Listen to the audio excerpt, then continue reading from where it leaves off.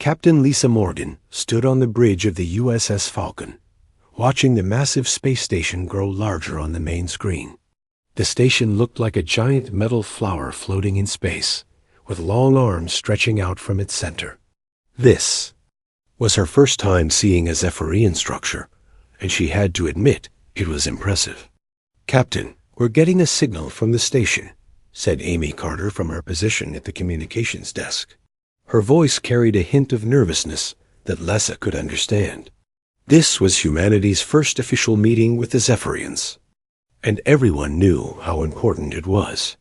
"Put it through," Lisa replied, straightening her uniform. She had spent weeks preparing for this moment, studying everything Earth scientists knew about the Zephyrian race. They were described as proud warriors who valued strength above all else. Their technology was advanced, and their ships were some of the most powerful in the galaxy. The screen flickered, and a reptilian face appeared. The creature had green scales, yellow eyes, and a mouth full of sharp teeth. When it spoke, its voice was deep and rough. "Human vessel, you are cleared. To dock at Bay 7. Do not deviate from your assigned path, or you will be destroyed." Lisa felt her jaw tighten at the threat, but she kept her voice calm. "Understood, Zephyrian Control. We appreciate your hospitality." The alien's eyes narrowed. "Hospitality is earned, not given freely. Dock quickly." As the connection ended, Lisa turned to her navigator. "Jake, take us in nice and easy. No sudden movements." Jake Sullivan nodded, his hands moving smoothly over the controls. "Aye, Captain." "Bringing us in its standard docking speed." Lisa walked over to where Ambassador Daniel Brooks stood near the back of the bridge. The diplomat was a tall man with gray hair and kind eyes. He had been chosen for this mission because of his skill in dealing with difficult negotiations. "Nervous, Ambassador?" Lisa asked quietly. Daniel smiled, but she could see the tension in his shoulders. "A little. The Zephyrians have a reputation for being direct in their communications. I just hope we can find common ground." "You'll do fine," Lisa assured him. "Earth picked you for a reason." Ben Taylor, the ship's security chief, approached them. He was a big man with a serious expression. "Captain, I've reviewed the security protocols again. The Zephyrians have agreed to allow me and 2 guards to accompany the ambassador, but they insist on scanning all our weapons." Lisa nodded. "That's acceptable. We're here to make friends, not enemies." The docking process took 20 minutes. Lisa felt the slight vibration through the ship's hull as the USS Falcon connected to the station's docking clamps. Almost immediately, the air recycling systems began working to equalize the atmosphere between the 2 vessels. "Atmosphere is compatible," reported Dr. Helen Ross from the science station. "Temperature is a bit warm, but nothing we can't handle. Gravity is about 10% higher than Earth normal." Lisa looked around the bridge at her crew. These people had been with her for 3 years, and she trusted them completely. "Amy, Jake, you're with me on the station. Ben, take Rodriguez and Kim as your security team. Everyone else maintain standard alert status." The group made their way to the airlock, where they met Ambassador Brooks and his small diplomatic team. The ambassador carried a briefcase containing Earth's trade proposals and cultural exchange programs.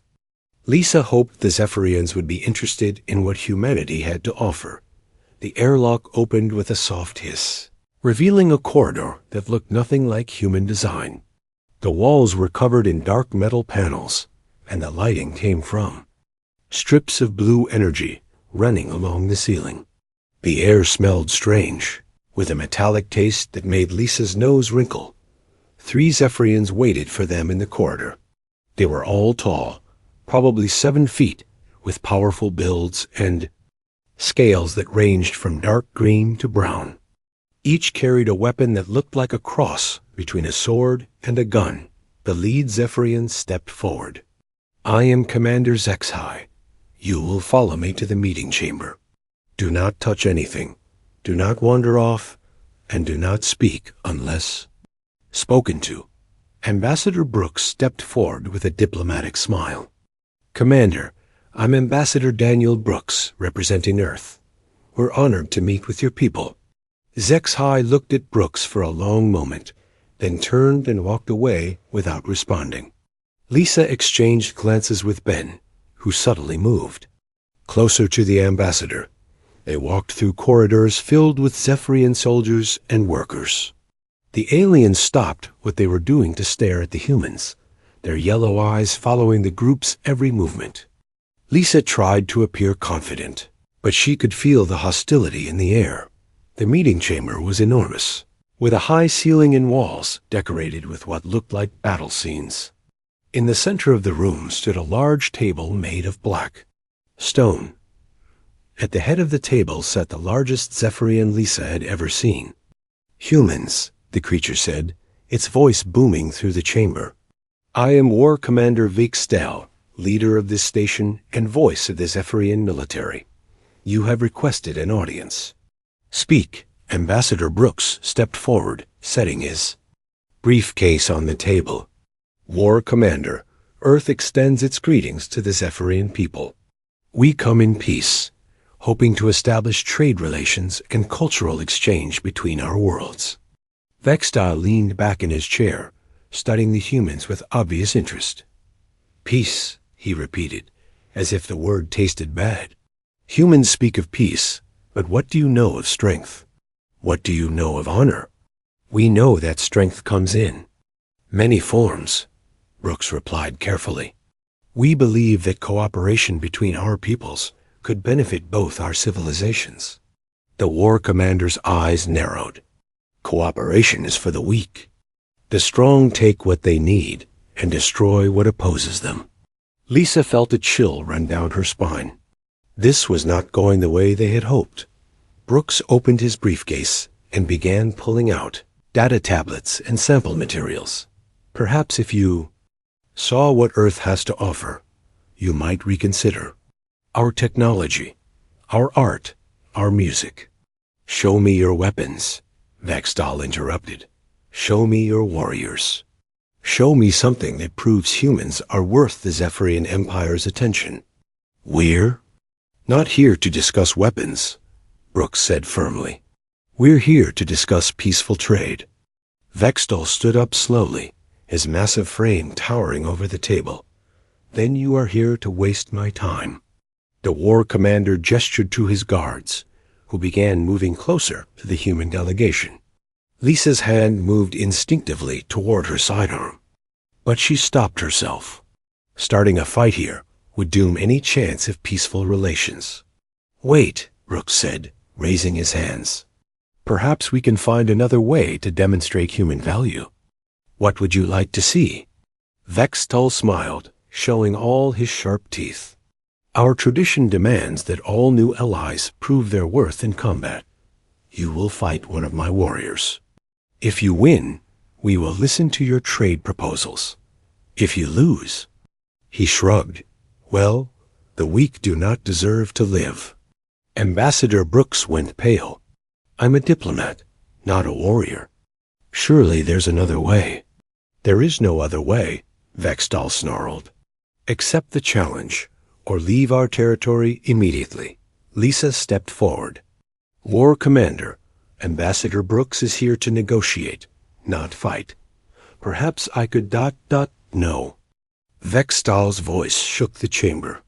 The one who speaks for your people must prove their worth. This is our way.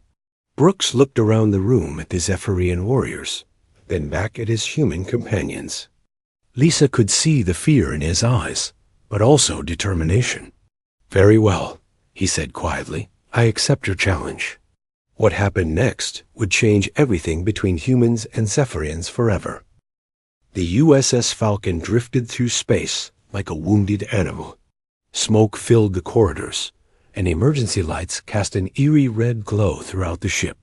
Captain Lisa Morgan sat in her command chair, staring at the main screen that showed nothing but empty space and distant stars. 3 weeks had passed since they escaped from the Zephyrian station. 3 weeks since she watched Ambassador Daniel Brooks die in the most horrible way possible. The memory played in her mind over and over again, like a nightmare she couldn't wake up from. "Captain," Jake Sullivan called from the navigation station. His voice was hoarse from breathing the smoky air. "Earth is on long-range sensors. We should reach Luna Station in 6 hours." Lisa nodded, but didn't speak. She had barely said anything since the attack. Her crew was worried about her, but she couldn't find the words to express what she was feeling. Anger, guilt, and sadness, all mixed together in her chest like a storm. Amy Carter looked up from her damaged communications console. "Captain, Luna Station is requesting our status report. They want to know about the diplomatic mission. Tell them we're coming in with casualties and ship damage," Lisa finally said. "And tell them to have Admiral Hayes standing by for debriefing." The events at the Zephyrian station kept playing in Lisa's mind. After Ambassador Brooks accepted the combat challenge, War Commander Vik Stahl had called for his champion. The Zephyrian warrior was massive, even by their standards, with scars covering his scales and weapons that looked like they had seen many battles. Brooks had tried his best. The ambassador was not a soldier, but he was brave. He picked up the plasma blade they gave him and faced the Zephyrian warrior with dignity.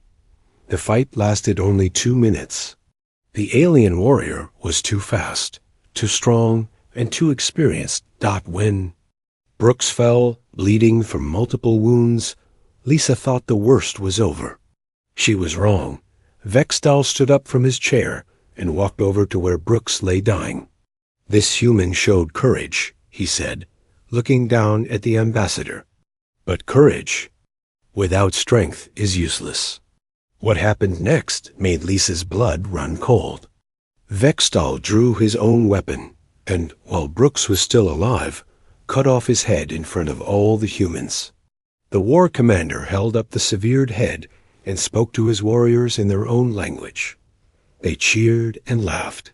"Take this message back to your people," Vextal had said to Lisa. "Humans are weak. We have no interest in trading with cowards and fools." Lisa had tried to stay calm, but Ben Taylor and the other security officers were ready to fight. She knew they would all die if they started shooting, so she swallowed her rage and asked for permission to take Brooks' body back to Earth. "You may take what remains," Vextal said with a cruel smile. "But first, you will watch what happens to those who waste our time." The Zephyrians had opened fire on the USS Falcon while it was still docked. Only Jake's quick thinking at the controls had saved them. He had launched the ship away from the station, just as the plasma cannons began firing. The Falcon's shields held long enough for them to reach minimum safe distance for hyperspace jump. Now, 3 weeks later, they were almost home. But home would never feel the same again. "Captain," Dr. Helen Ross said softly, approaching her chair, "the crew needs to see you eating and sleeping. They're worried about you." Lisa looked at the ship's doctor. Helen was right, of course.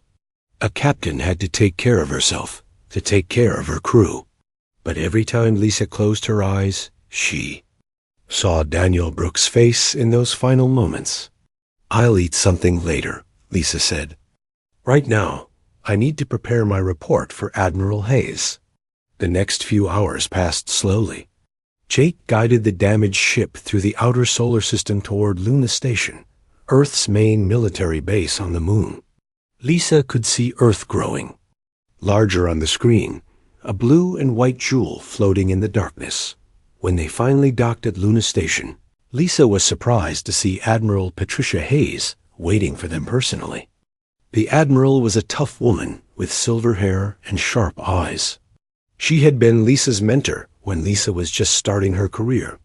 "Captain Morgan," Admiral Hayes said as Lisa stepped off the ship, "I'm sorry for your loss." Ambassador Brooks was a good man. Lisa saluted, trying to keep her emotions under control. Thank you, Admiral. I have his body in the ship's medical bay, along with complete records of what happened. We'll take care of the ambassador, Hayes said gently. Right? Now, I need you to tell me everything. The council is waiting. The debriefing took place in Luna Station's main conference room. Lisa sat at a large table surrounded by government officials, military officers, and intelligence specialists. A holographic recorder captured every word she said. Lisa told them everything. She described the Zephyrian station, a meeting with Vexdal, the forced combat challenge, and Brooks' murder. When she showed them the video recordings from the ship's cameras, several people in the room looked sick. These Zephyrians, said Counselor Martinez, a thin man with worried eyes. How many ships do they have? How advanced is their technology? Very advanced, Lisa replied. Their plasma weapons are more powerful than anything we have. Their ships are fast and heavily armed. But Admiral, that's not the worst part. What do you mean? Hayes asked. Lisa took a deep breath. They enjoyed it. Killing Ambassador Brooks wasn't just about proving their strength. They liked causing pain. They're not just warriors. They're bullies who pick on anyone they think is weaker than them. The room was quiet for a long moment. Then Counselor Johnson, an elderly woman who had been in government for decades, spoke up. Captain, in your opinion, is there any chance of peaceful relations with the Zephyrians? No, Lisa said without hesitation. They see kindness as weakness and diplomacy as cowardice. They only respect violence and strength. As long as they think humans are easy targets, they'll keep attacking us. Admiral Hayes leaned forward. What do you recommend, Captain? Lisa looked around the room at all the worried faces. These were good people who wanted to avoid war. But sometimes war came whether you wanted it or not. We need to show them that humans are not easy targets, Lisa said. We need to make them understand that attacking us has consequences. You're talking about revenge, Counselor Martinez said nervously. I'm talking about justice, Lisa corrected. And I'm talking about preventing future attacks. The Zephyrians killed a peaceful diplomat under a flag of truce. If we do nothing, they'll think they can do it again. Admiral Hayes studied Lisa's face. What exactly are you proposing, Captain? Lisa had been thinking about this for 3 weeks during the journey home. Give me a small team and a fast ship. Let me go back to Zephyrian space and deliver a message they'll understand. That sounds like a suicide mission, Counselor Johnson said. Maybe, Lisa admitted. But doing nothing guarantees that more humans will die. The Zephyrians need to learn that we're not the helpless prey they think we are. The debate continued for hours. Some council members wanted to try more diplomatic approaches. Others suggested building stronger defenses and avoiding Zephyrian space entirely. But Admiral Hayes could see the determination in Lisa's eyes. Finally, the Admiral called for a vote. All in favor of authorizing Captain Morgan's mission? The vote was close, but it passed. Lisa would get her chance for justice. Captain, Admiral Hayes said as the meeting ended, I'm giving you complete authority to select your team and equipment. But understand, this is not a military operation. This is a covert mission that officially doesn't exist. Lisa nodded. She understood what that meant. If she failed, Earth would deny any knowledge of her actions. When do I start? She asked. Tomorrow, Hayes replied. And Captain ... make it count. As Lisa left the conference room, she felt something she hadn't felt in 3 weeks. Hope. Ambassador. Brooks would have justice, and the Zephyrians would learn that humans were more dangerous than they looked. The war was just beginning. Captain Lisa Morgan stood in the hangar bay of Luna Station, looking at her new ship. The USS Shadow was nothing like the USS Falcon. Where the Falcon had been built for exploration and diplomacy, the Shadow was designed for war. It was smaller, faster, and covered in experimental stealth armor that made it nearly invisible to enemy sensors. "She's beautiful, isn't she?" said Lieutenant Commander Rick Davis, walking up beside Lisa. Rick was her new tactical officer, a man with sharp eyes, and a reputation for thinking 3 steps ahead of his enemies. "She do," Lisa replied. The truth was, the shadow was exactly what she needed for the mission ahead. "Have you finished reviewing the intelligence reports?" Rick nodded, his expression serious. "I've been studying Zephyrian military tactics for the past week. They're good, but they have weaknesses. They rely too much on brute force and not enough on strategy." Lisa walked toward the ship's boarding ramp, where the rest of her team was waiting. She had chosen each person carefully, looking for skills that would be essential for infiltrating enemy territory. Dr. Helen Ross was there, holding a data tablet filled with biological research. Helen had volunteered to leave her comfortable position on Luna Station to study their enemies up close. "Captain," she said, "I've made some interesting discoveries about Zephyrian biology." "Show me," Lisa said. Helen activated her tablet, displaying a 3-dimensional image of a Zephyrian body. "They're reptilian, as we know, but they have some unique characteristics. Most importantly, they go through a molting process once every month where they shed their outer layer of scales." "What does that mean for us?" asked Sergeant Major Tony Cruz, the team's ground assault leader. Tony was a big man with tattoos, covering his arms, and the kind of calm confidence that came from years of dangerous missions. "During molting, their sensory capabilities are reduced by about 60%, Helen explained. "Their eyesight becomes poor, their hearing is muffled, and their sense of smell is almost completely gone. It lasts for approximately 18 hours. Lisa felt a spark of excitement. How long until Vextal's next molting cycle? Helen checked her calculations. "Based on the biological samples we collected during our first visit, approximately 3 weeks. "Perfect," Rick said, understanding immediately. "That gives us time to prepare and a window of opportunity when their defenses will be weakest." Lisa led the team into the Shadows briefing room, where intelligence specialist Lieutenant Bobby Clark was waiting with holographic displays showing Zephyrian space. Bobby was young, probably the youngest member of the team, but he had a talent for finding information that others missed. "What do we know about Vextal's current location?" Lisa asked. Bobby activated the holographic display, showing a 3-dimensional map of the Zephyrian home system. "War Commander Vextal returned to Sarkoth Prime 2 weeks ago.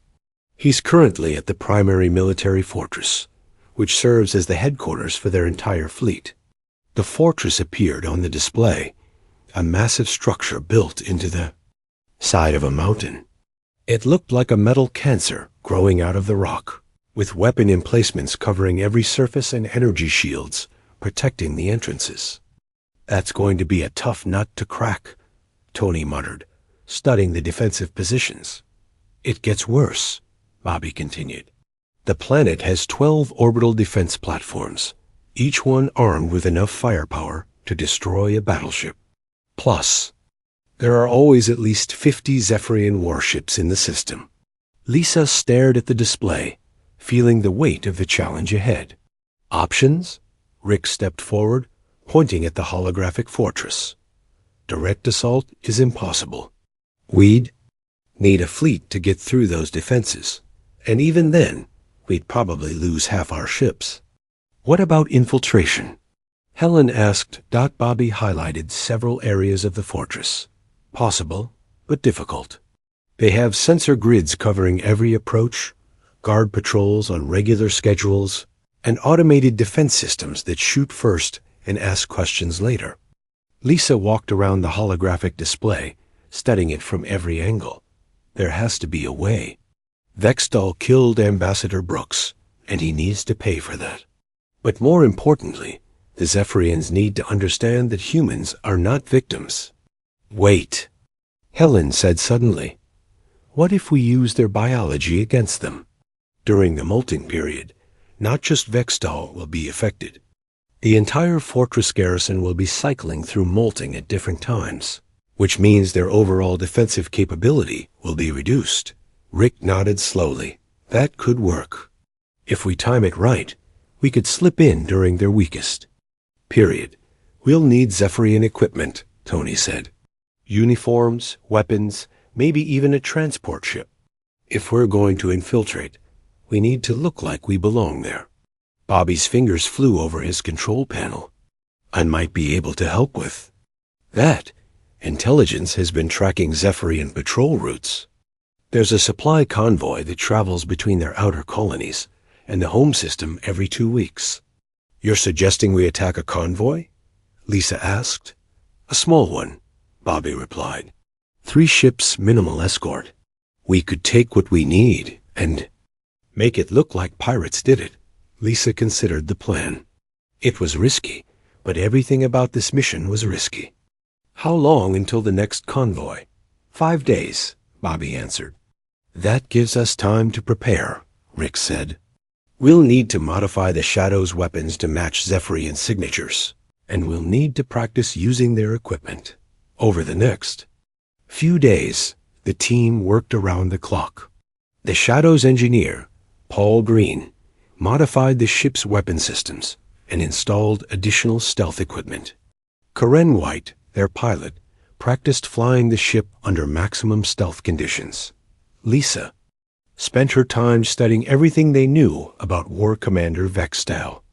She learned about his military career, his personal habits, and his weaknesses.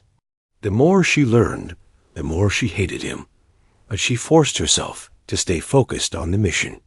Captain, Helen said one evening as they reviewed the biological data, I need to ask you something.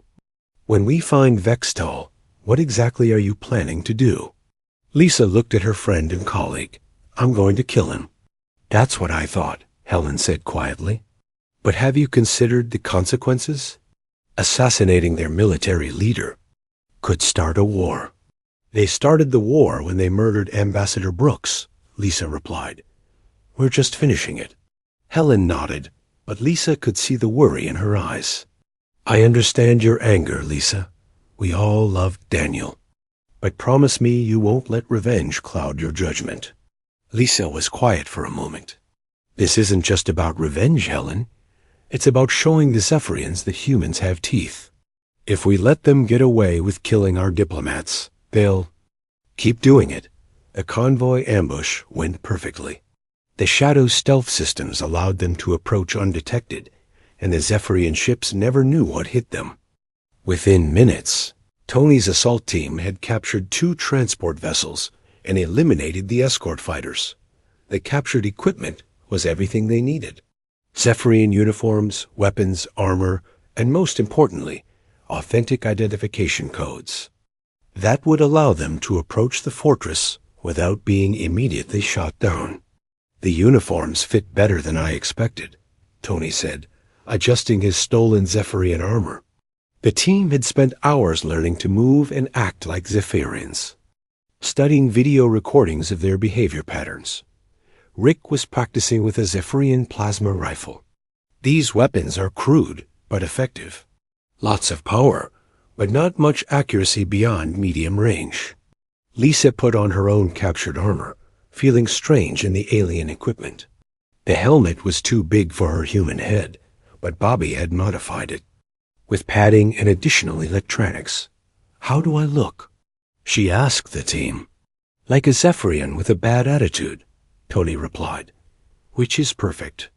The final phase of preparation involved detailed planning of the infiltration itself. They studied the fortress layout, memorized guard patrol schedules, and identified the most likely location of Vextal's personal quarters. The command center is here, Rick said, pointing to the holographic display. But intelligence suggests Vextal has private rooms in the upper levels of the fortress. That's where he'll be during his molting period. Lisa nodded. We go in quiet, find him, and get out. No unnecessary killing, no property damage that might alert the garrison. What? If things go wrong? Bobby asked. Lisa looked around the room at her team. These people were volunteering to follow her into almost certain death. They deserved an honest answer. If things go wrong, we fight our way out and hope the shadow can reach us in time. But if we're caught, remember that this mission officially doesn't exist. Earth will deny any knowledge of our actions.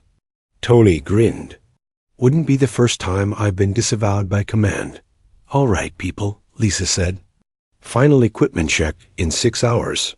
Then we leave for Sarkoth Prime. Questions? There were no questions. Everyone knew what they had to do. As the team dispersed to make their final preparations, Lisa stood alone in the briefing room, staring at the holographic image of War Commander Vix Tau. Soon, she would face the alien who had murdered her friend. Ambassador Brooks would have justice, and the galaxy would learn that humans were not to be underestimated. The USS Shadow drifted through space like a ghost. Captain Lisa Morgan watched the viewscreen as Sarkoth Prime grew larger, its red surface scarred by ancient volcanoes and dust storms. The planet looked angry, which seemed appropriate for a world that bred warriors. Stealth systems are holding, reported Karen White from the pilot's seat. The orbital defense platforms haven't detected us yet. Lisa nodded, studying the tactical display. 12 massive weapons platforms floated in orbit around the planet, each one bristling with enough firepower to destroy a small fleet. Beyond them, Zephyrian warships patrolled in regular patterns, their sensors sweeping space for any sign of intruders. How's our window looking? Lisa asked. Dr. Helen Ross. Helen checked her biological calculations on her data tablet. Vextile should be entering his molting period in approximately 4 hours. The timing is perfect. Lieutenant Commander Rick Davis looked up from his station. I'm reading electromagnetic storms building on the planet's surface. That should help mask our approach. Lisa felt a familiar mix of fear and excitement. This was the moment they had trained for, planned for, and risked everything to reach. In a few hours, she would face the alien who had murdered Ambassador Brooks. All right, people, she said to her team. Final equipment check. We go in 30 minutes. The team gathered in the Shadow's cargo bay, where their stolen Zephyrian transport pod waited. The small ship looked crude compared to human technology, but it would get them past the fortress's outer defenses. Sergeant Major Tony Cruz adjusted his stolen Zephyrian armor one last time. Remember, once we're inside, we move like we belong. There, Zephyrians are arrogant. They won't expect anyone to be bold enough to walk right into their stronghold. Lieutenant Bobby Clark activated his portable scanner. I've uploaded the fortress blueprints to everyone's helmet displays. The route to Vextal's quarters is marked in blue. Lisa checked her plasma weapon, making sure it was charged and ready.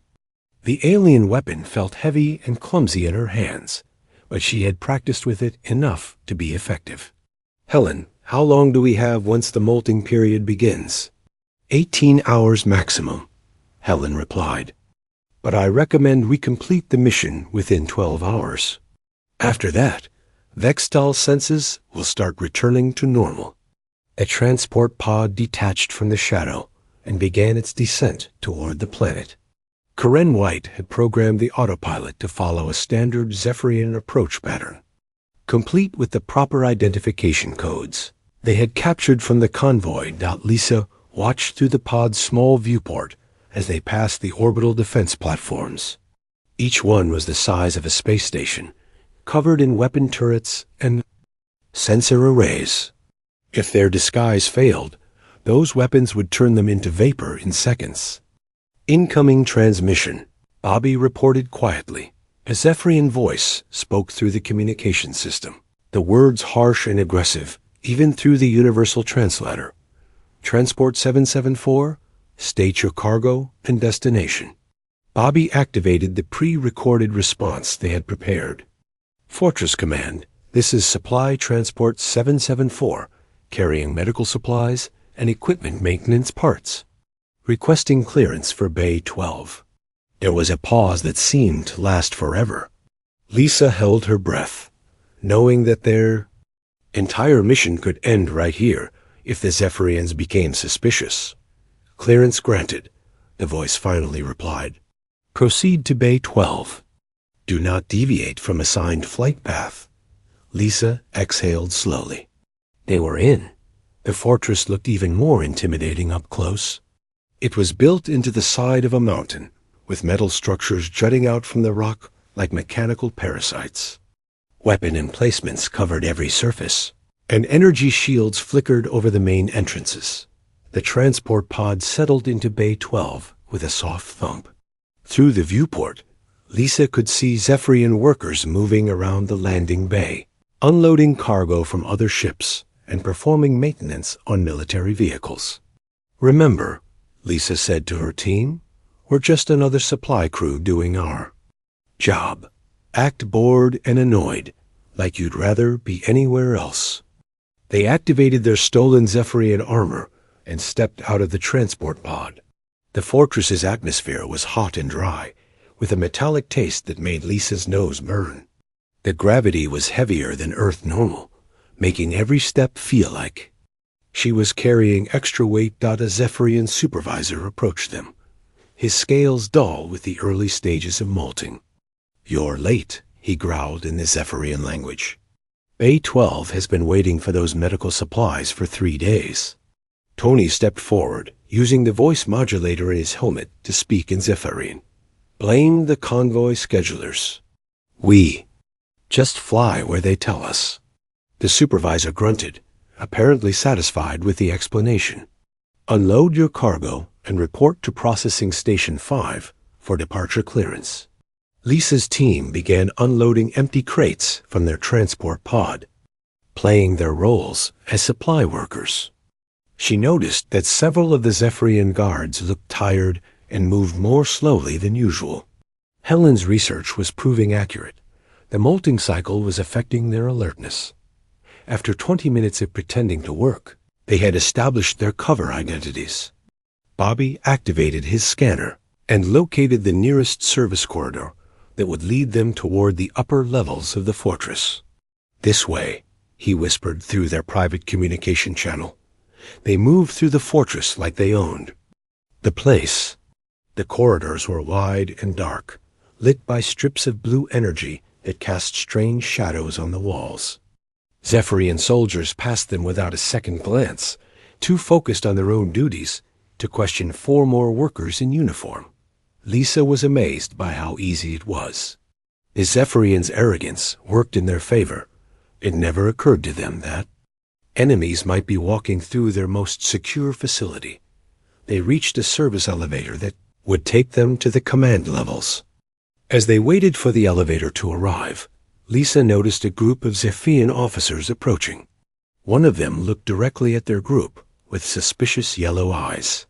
"Stay calm," Rick whispered. "Just another routine encounter." The elevator. Doors opened and both groups entered together. Lisa found herself standing next to a Zephyrian captain whose scales were already beginning to peel around the edges. The alien looked uncomfortable, probably feeling the effects of his approaching molting period. "Which level?" the captain asked in Zephyrian. "Command Level 7, Bobby replied, having memorized the fortress layout. The captain's eyes narrowed. "That's a restricted area. What's your business there?" Lisa felt her heart rate increase, but Bobby remained calm. "Maintenance Order 447B. Some fool damaged the climate control system in the War Commander's quarters." The captain grunted. "Typical. Make sure you fix it properly this time." When the elevator reached Level 7, Lisa's team stepped out into a corridor lined with guard posts and security scanners. This was the most dangerous part of their infiltration, the area where Vextal lived and worked. Helen checked her biological scanner. "The molting cycle has begun." Vextal should be in his private quarters, probably feeling quite miserable right now. They made their way through the security checkpoints using their stolen identification codes. The guards were clearly affected by their own molting cycles, moving slowly and responding to questions with obvious difficulty. "This is almost too easy," Tony muttered through their private channel. Lisa agreed, but she knew that overconfidence could get them killed.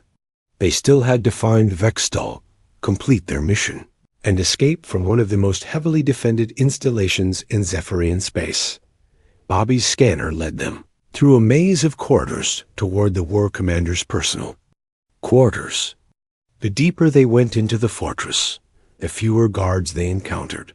Most of the Zephyrians they passed looked sick and tired, their scales dull and patchy. "There," Bobby whispered, pointing to a heavy door marked with Zephyrian military symbols. "That's Vextal's private chamber." Lisa studied the door.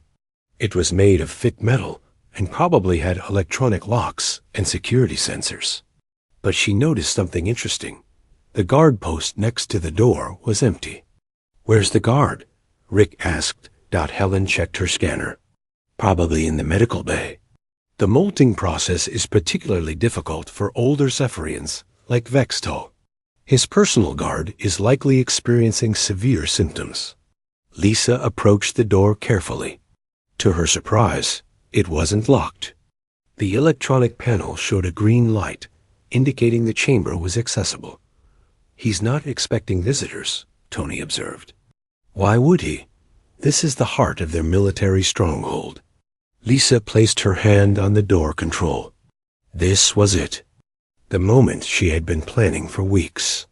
Behind this door was the alien who had murdered Ambassador Brooks in cold blood. "Remember the plan," she said quietly. "I go in first. The rest of you watch the corridor and be ready to move if things go wrong."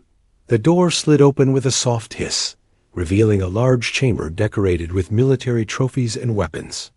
The air inside was even hotter than the corridors, and Lisa could smell something like rotting meat mixed with chemicals. War Commander Vextal sat in a large chair in the center of the room, his massive frame hunched over in obvious pain. His scales were peeling off in large patches, revealing pink, raw skin underneath. When he looked up at Lisa, his yellow eyes were cloudy and unfocused. "Who dares enter my chamber?" he growled, but his voice was weak and... Captain Lisa Morgan emerged from War Commander Vextal's chamber, carrying a cloth bundle. Her team was waiting in the corridor, their stolen Zephyrian armor making them look like just another group of maintenance workers. "Is it done?" asked Lieutenant Commander Rick Davis quietly. Lisa nodded, adjusting her grip on the bundle that contained Vextal's severed head. "Justice has been served. Now we need to get out of here before someone discovers the body." Sergeant Major Tony Cruz checked his weapon scanner. "I'm reading increased patrol activity on the lower levels. Something has them stirred up." Dr. Helen Ross consulted her biological monitor. "The molting period is starting to end for some of the garrison. Their senses are beginning to return to normal." Lisa felt a chill of worry. Their window of opportunity was closing faster than expected. "Bobby, what's the fastest route back to the landing bay?" Lieutenant Bobby Clark activated his portable scanner, studying the fortress layout. "Service elevator to level 3, then maintenance tunnels to the cargo area." "But Captain, there's a problem." "What kind of problem?" "Security alerts are going off all over the fortress. They've discovered that Transport 774 was supposed to deliver medical supplies, but the cargo hold was empty." Lisa cursed under her breath. Their cover story was falling apart. How long before they figure out we're not really supply workers? Maybe an hour, Bobby estimated. Less if they start checking identification records more carefully. The team moved quickly through the corridors, trying to maintain their disguise while heading toward the service elevators. Lisa noticed that more Zephyrian guards were moving through the hallways, and their movements seemed more alert than before. They reached the elevator bank without incident, but as they waited for a car to arrive, Lisa heard something that made her blood run cold, the sound of alarms beginning to echo through the fortress. "They found the body," Rick said grimly. The elevator doors opened, revealing two Zephyrian security officers. Both aliens looked directly at Lisa's team with suspicious yellow eyes. "U-4," one of the guards barked in the Zephyrian language. "Report to Security Station Alpha for immediate identification verification." Tony stepped forward, his hand moving slowly toward his concealed weapon. "Of course, officer. We were just finishing our maintenance duties." The guard's eyes narrowed. Maintenance duties in the command levels? During a security alert? Lisa realized their disguise wasn't going to work much longer. She made a quick decision and gave Tony a barely visible nod. What happened next took only seconds. Tony's plasma weapon emerged from his armor and fired twice, dropping both guards before they could react. The sound of the weapon's discharge echoed through the corridor like thunder. "So much for stealth," Rick muttered, drawing his own weapon. Alarms began blaring throughout the fortress, and Lisa could hear the sound of running feet approaching from multiple directions. Their covert mission had just become a fighting retreat. "Into the elevator," Lisa ordered. "We fight our way out." The elevator descended toward the lower levels, while the sound of weapons fire erupted above them. Lisa could hear Zephyrian voices, shouting orders and coordinating their response. The entire fortress was waking up from its molting-induced stupor. When the elevator doors opened on level 3, they were greeted by a squad of Zephyrian soldiers waiting in ambush. Plasma bolts filled the air as both sides opened fire. Lisa dove to one side, rolling behind a metal support beam as enemy fire burned the air where she had been standing. The bundle containing Vikstale's head remained clutched in her left hand. While she returned fire with her right, Holland scrambled for cover behind a cargo container. "Captain, the maintenance tunnels are blocked. There are guards in every corridor." Tony emerged from the elevator firing his weapon in controlled bursts. "We need another way out. This route is compromised." Bobby's scanner was beeping frantically as he searched for alternatives. "There's an emergency airlock on this level that leads to the outer hull. We could use it to reach the transport bay." "That means going outside," Rick pointed out. "The mountain face is a 1,000-foot drop." "Better than dying in here," Lisa replied, firing at a Zephyrian soldier who was trying to flank their position. The team fought their way through the corridors, moving from cover to cover as enemy forces converged on their location. Lisa was amazed by how quickly the Zephyrians had organized their response, considering that most of them were still affected by molting. They reached the emergency airlock as more enemy soldiers appeared behind them. Tony held the rear guard while the others worked to open the heavy door. "Hurry up," he shouted, firing rapidly at the approaching enemies. "They're bringing heavy weapons." The airlock finally opened, revealing a small chamber that led to the fortress's outer hull. Beyond that was nothing but empty space and a very long fall to the planet's surface below. "This is insane," Helen said, looking out at the mountain. "Face, insane is what makes it work," Lisa replied.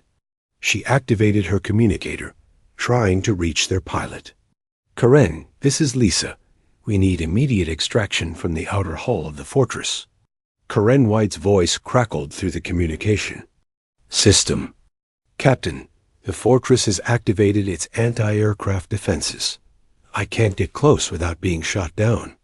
Lisa looked out at the fortress's exterior, seeing weapon turrets tracking across the sky. Their escape route was being cut off. "New plan," she announced. "We steal a Zephyrian ship from the transport bay and fight our way out." "That's even more insane than the first plan," Rick observed. "Do you have a better idea?" Before Rick could answer, the airlock door exploded inward as Zephyrian soldiers blasted through with heavy weapons. The team had no choice but to jump through the outer door onto the fortress's hull, The mountain face was steep and rocky, with metal handholds built into the structure for maintenance access. Lisa grabbed onto the nearest handhold and began climbing toward the transport bay, which was visible as a bright opening in the fortress wall about 200 feet away. Enemy fire erupted from the airlock behind them, plasma bolts striking the metal hull and sending sparks flying in all directions. One bolt passed so close to Lisa's head that she could feel the heat through her helmet. "Keep moving," Tony shouted, returning fire while hanging onto the hull with one hand. "Don't look down." Lisa made the mistake of looking down anyway. The ground was so far below that she couldn't see it through the clouds. If she fell, she would have plenty of time to regret her decision before hitting the bottom. The climb took 10 minutes that felt like hours. By the time they reached the transport bay, Lisa's arms were aching, and her hands were cramped from gripping the metal handholds. But they had made it. The transport bay was in chaos. Zephyrian pilots were running to their ships, preparing to launch interceptors to hunt down the human infiltrators. No one noticed 4 figures in stolen armor climbing through the maintenance. Access.Lisa spotted their target, a small, fast courier ship parked near the bay entrance. It was lightly armed, but looked like it could outrun most of the fortress's defenses. "That one," she said, pointing at the courier ship. They approached the ship casually, still trying to maintain their disguise for a few more minutes. A Zephyrian pilot was performing pre-flight checks on the vessel. Tony walked up behind the pilot and stunned him with the butt of his weapon. The alien collapsed without making a sound. "Anyone know how to fly a Zephyrian ship?" Lisa asked. "I've studied their control systems," Bobby replied. "It can't be that different from human ships." They climbed aboard the courier ship as alarms continued to blare throughout the transport bay. Lisa strapped herself into the passenger compartment, while Bobby took the pilot's seat and began working through the startup sequence. "Flying or not flying?" Tony asked as Zephyrian security forces began moving toward their ship. "Flying," Bobby announced, activating the engines.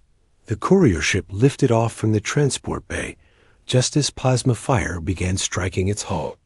Bobby pushed the engines to maximum power, accelerating toward the bay entrance as fast as the alien technology would allow. They burst out of the fortress into open sky, but their escape was far from over. Dozens of Zephyrian interceptors were launching from other bays, and the orbital defense platforms were beginning to track their position. "Can this thing reach orbit?" Lisa asked. "Maybe," Bobby replied, wrestling with the unfamiliar controls. "But those defense platforms will shoot us down before we get halfway there." Lisa activated the ship's communication system and broadcast on all Zephyrian military frequencies. It was time to deliver her message. "Attention Zephyrian forces," she said in their language. "This is Captain Lisa Morgan of Earth. I have something that belongs to you." She held up Vextal's severed head so the ship's cameras could record it. War Commander Vextal murdered a human diplomat under a flag of truce. He has paid the price for that crime. The pursuing interceptors seemed to slow down as her message was received and understood. Lisa continued speaking, knowing that her words were being heard throughout the Zephyrian military. "Let this be a warning to your people. Humans are not the weak prey you believe us to be. Attack our diplomats, and we will hunt down your leaders. Threaten our people, and we will strike back with precision and determination." She paused, letting her words sink in. "We do not seek war with the Zephyrian Empire.